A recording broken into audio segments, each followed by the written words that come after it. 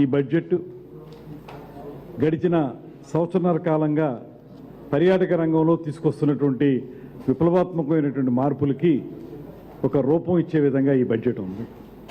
ముఖ్యంగా 439 కోట్ల రూపాయలు పర్యాటక రంగానికి కేటాయించడం ద్వారా ప్రమోషను, మార్కెటింగు, అడ్వర్టైజ్మెంటు, తద్వారా ఈవెంట్స్ను కూడా నిర్వహించి ఆంధ్రప్రదేశ్ని అతి త్వరలోనే ప్రపంచ పర్యాటక గమ్యస్థానంగా నిలబెట్టాలనేటువంటి ఆలోచనకి నాంది ఈ బడ్జెట్ అనేటువంటి మాటను తెలియజేస్తా ఉన్నాను.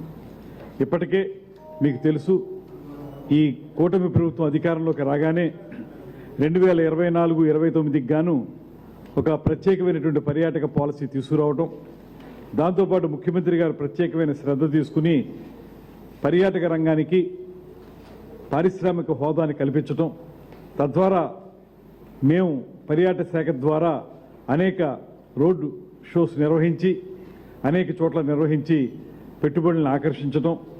అలా చూసుకున్నప్పుడు ఈ సంవత్సరంన్నర కాలంలో రమారమి 20,088 కోట్ల రూపాయలని పెట్టుబడిగా మనం ఆకర్షించగలిగాం. దాని ద్వారా రమారమి 1,22,637 ఉద్యోగాల కల్పన జరుగుతుంది. అందులో ప్రస్తుతానికి 6,681 కోట్ల రూపాయల విలువైన ప్రాజెక్టులు ఆల్రెడీ స్టార్ట్ అయ్యాయి, ప్రోగ్రెస్లో ఉన్నాయి. దీంతోపాటు కేంద్ర ప్రభుత్వం యొక్క సహకారం కూడా అద్భుతంగా ఉంది. దానికి ప్రధానమంత్రి నరేంద్ర మోడీ గారిని, అదేవిధంగా గజేంద్ర సింగ్ షెకావత్ గారు మన పర్యాటక శాఖ మంత్రి, వారికి కూడా ధన్యవాదాలు తెలియజేస్తున్నాం. వారు రమారమి ఈ సంవత్సరాల కాలంలో 428 కోట్ల రూపాయల సహకారంతో 8 పర్యాటక ప్రాజెక్టులని మనకి అందించడం జరిగింది. దీంతోపాటు రేపు ఏప్రిల్ నుంచి ప్రారంభమయ్యేటువంటి నూతన ఆర్థిక సంవత్సరంలో మరిన్ని ప్రాజెక్టులు ఇవ్వడానికి కూడా కేంద్రం సుముఖంగా ఉంది. దీని ద్వారా హెల్దీ, వెల్దీ, హ్యాపీ స్టేట్ అనేటువంటి మాట ముఖ్యమంత్రి గారు ఏదైతే చెప్తున్నారో దాన్ని సఫలీకృతం చేసే విధంగా ఇప్పటికే రాష్ట్రం మొత్తం కూడా పర్యాటక ప్రాజెక్టులను ప్రారంభించుకోవటం, వివిధ దశల్లో అవి ఉండటం, వాటితో పాటు ఈ బ్రాండ్ ఇమేజ్ పెంచుకోవడం కోసం ఆంధ్రప్రదేశ్ అనేది ఒక నిజమైనటువంటి డెస్టినేషన్ సెంటర్గా ప్రజలందరూ భావించాలని, ఇన్బౌండ్ టూరిస్టులు బాగా పెరగాలనేటువంటి ఆలోచనతో రాష్ట్రం నలుమూలలా కూడా నిర్వహించినటువంటి ఉత్సవాలు కూడా చాలా మంచి ప్రయోజనాలని, ఫలితాలను ఇస్తూ ఉన్నాయి. తద్వారా ఆంధ్రప్రదేశ్ ఇవాళ టూరిజంకి ఒక ప్రత్యేకమైనటువంటి గమ్యస్థానంగా నిలబడిందనేటువంటి మాటను కూడా ఈ సందర్భంగా తెలియజేస్తున్నాను. దాంతోపాటు రాబోయే రోజుల్లో ఈ బడ్జెట్ని అనుసంధానించుకుంటూ రాష్ట్రంలో ఉన్నటువంటి విశాఖపట్నం, అరకు వ్యాలీ, రాజమహేంద్రవరం, అమరావతి, శ్రీశైలం, గండికోట, తిరుపతి ప్రాంతాల్లో 7 యాంకర్ హబ్బులను ఏర్పాటు చేస్తూ ఉన్నాం. యాంకర్ హబ్బులు అంటే అక్కడ హబ్ అండ్ స్పోక్ మోడల్ అంటాం. దాని ప్రకారం ఒకవేళ తిరుపతి తీసుకుంటే తిరుపతి దగ్గరికి వచ్చినటువంటి పర్యాటకులు ఆ చుట్టూ ఉన్నటువంటి అన్ని సందర్శక క్షేత్రాలని పర్యటించేలాగా ఒక 4-5 రోజులు అక్కడ ఉండేలాగా వాటిని మనం హబ్స్గా తయారు చేస్తూ ఉన్నాం. అదేవిధంగా ఇప్పటికే నిర్వహించినటువంటి ఉత్సవాల వల్ల కూడా చాలా అద్భుతమైనటువంటి ప్రగతి కనపడతా ఉంది. దాంతోపాటు గోదావరి పుష్కరాలు మనకి రాబోయేటువంటి ఒక అత్యద్భుతమైనటువంటి కార్యక్రమం. గోదావరి పుష్కరాలు 2027 జూలై, ఆగస్టు మాసాల్లో జరుగుతుంది. ఆ కార్యక్రమానికి సంబంధించి ఈ బడ్జెట్లో ఒక 60 కోట్ల రూపాయలు ప్రిపరేటరీ వర్క్ కోసం కూడా వారు కేటాయించడం జరిగింది. దాని ద్వారా ముందు కార్యక్రమాలను మొదలుపెట్టుకుని ఆ తర్వాత కేంద్ర ప్రభుత్వం నుంచి కూడా సహకారాన్ని పొందడానికి అవకాశం దొరుకుతుంది. అదేవిధంగా ఇవాళ కొత్త పాలసీ తీసుకురావడంలో కూడా, కొత్త పారిశ్రామిక హోదా ఇవ్వడంలో కూడా ముఖ్యమంత్రి గారు కానీ ఉప ముఖ్యమంత్రి గారు కానీ చూపించినటువంటి చొరవ వల్ల అనేక చోట్ల నుంచి పెట్టుబడులు వస్తూ ఉన్నాయి. నిన్న కూడా ఆల్ ఇండియా లెవెల్లో జరిగినటువంటి ట్రావెల్ మార్ట్లో నేను విశాఖపట్నంలో పాల్గొని వచ్చాను. అక్కడ కూడా దేశం మొత్తం మీద ఇప్పటి వరకు విశాఖపట్నం రానటువంటి టూర్ ఆపరేటర్స్ అనేక మంది అక్కడికి రావడం జరిగింది.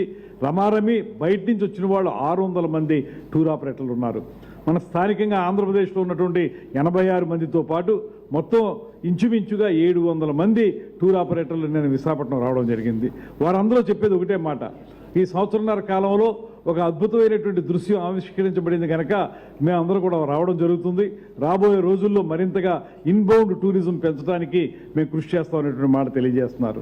దాంతోపాటు మరో ముఖ్యమైనటువంటి పాయింట్ రోడ్లకు సంబంధించి, రహదారులకు సంబంధించి గతంలో జనసేన పార్టీ ప్రత్యేకంగా గుడ్ మార్నింగ్ సీఎం అనేటువంటి మాటతోటి అప్పుడున్న ప్రభుత్వాన్ని నిద్రలేపే విధంగా ఎక్కడెక్కడైతే గుంటలు ఉన్నాయో, క్షమించాలి, ఎక్కడెక్కడైతే గుంటలు కాదు, ఎక్కడెక్కడైతే మొత్తం రోడ్లే లేవో అటువంటి ప్రాంతాలన్నింటినీ కూడా మేము హ్యాష్ట్యాగ్ ద్వారా తెలియజేసి తద్వారా కొంతైనా పనిచేయండి అని చెప్పి మొత్తుకున్నాం. ఏ రోజు కూడా తట్టెడి మట్టి వేయనటువంటి వాళ్ళు ఆ రకంగా రోడ్లను వదిలేశారు.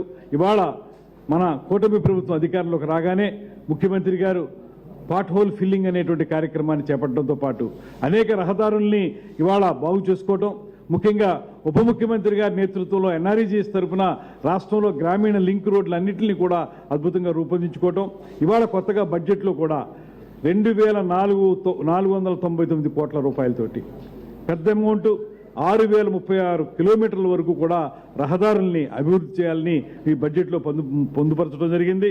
దాంతోపాటు పూర్వోదయ పథకం కింద ఈ బస్సెస్ అనేటువంటి వాటిని కూడా తీసుకురావడం జరుగుతుంది. పూర్వోదయ కార్యక్రమం కూడా సెంట్రల్ గవర్నమెంట్ వారు అనౌన్స్ చేసిన దాంట్లో మనకి ప్రత్యేకమైన అడ్వాంటేజ్ ఏంటంటే ఈస్ట్ కోస్ట్ ఏరియా అంతా కూడా డెవలప్ చేద్దాం అనేటువంటి మాట వారు చేస్తున్నారు. ఈస్ట్ కోస్ట్లో మన విశాఖపట్నం కూడా వస్తుంది. అదేవిధంగా ఆ ప్రాంతంలో ఉన్న అరకు వ్యాలీని డెవలప్ చేయడం కానీ, అదేవిధంగా ఇక్కడ ఫ్లెమింగో ఏరియాలో ఆ పక్షుల సందర్శన కార్యక్రమాన్ని బలోపేతం చేయడం కానీ అవి కూడా చేస్తారు. అదేవిధంగా మీకు మొత్తంగా చూసుకుంటే మనం చేపట్టినటువంటి ఇందాక పెద్దలు నాదెండ్ల మనోహర్ గారు చెప్పిన విధంగా ఈ ఉచిత బస్సు కార్యక్రమం ఏదైతే ఉందో దాని ద్వారా జనవరి 26 నాటికి 40 కోట్ల మంది మహిళలు ఉచిత బస్సులో ప్రయాణం చేశారనేటువంటి మాట కూడా మీకు తెలియజేస్తున్నాను. అందుకే మీ అందరికీ నేను మనవి చేసేది ఒక సమగ్రమైనటువంటి పురోగమన దిశలో వెళ్లేటువంటి బడ్జెట్ అనేటువంటి మాటను సంపూర్ణంగా నమ్ముతున్నాం.